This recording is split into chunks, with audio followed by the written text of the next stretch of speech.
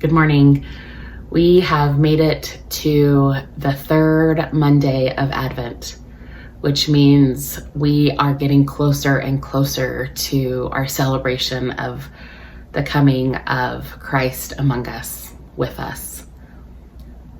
And yesterday, I was honored to be a part of an adult education series where we are listening and talking about poetry that has to do with Advent and the Christmas story. And Andrea shared this beautiful poem, and I would like to share that with you. But before I do that, I wanted to share that many people in the conversation, and then myself as well, really appreciated the realistic point of view of this poem when it comes to the birth of Christ. And I wonder if we need to do a better job of not simply making the birth of Christ this beautiful celebration, which of course it is, but that we need to talk more honestly about what it takes to birth a baby, what it takes physically, what it takes mentally and emotionally for the mother and for the child, and then for the world that welcomes this baby. That there is a period of adjustment, that there are ways that we all need to discover new muscles, maybe give up some things, maybe take on some new things.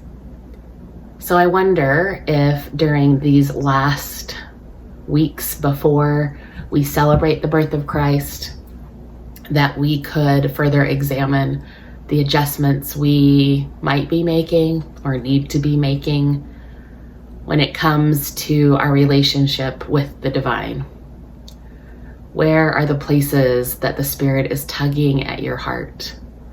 What are the things that you could be preparing for now or putting into place? And how can we as a community support one another as we make those adjustments? Because they're not always easy. And typically, they're made easier if we can do them together.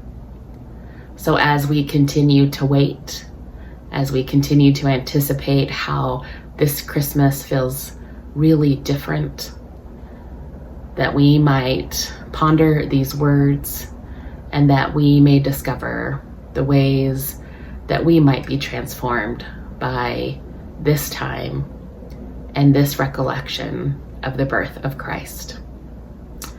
This poem is by Caitlin Shelter, and it's called Sometimes I Wonder.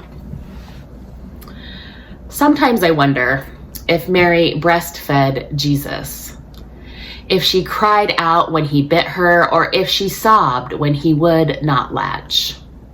And sometimes I wonder if this is all too vulgar to ask in a church full of men without milk stains on their shirts or coconut oil on their breasts, preaching from pulpits off limits to the Mother of God.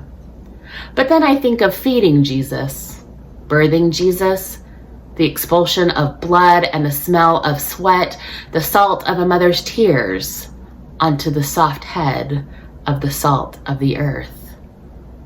Feeling lonely and tired and hungry, annoyed, overwhelmed, loving.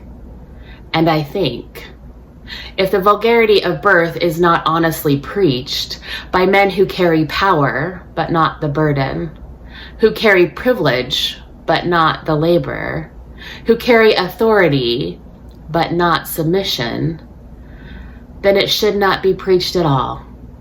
Because the real scandal of the birth of God lies in the cracked nipples of a 14-year-old, not in the sermons of ministers who say women are too delicate to lead. Take a deep breath. Let the words sit with you, bother you, be refreshing for you, and pray for the ways that you might be called into new understandings of what this Advent and this Christmas might mean for you. Amen.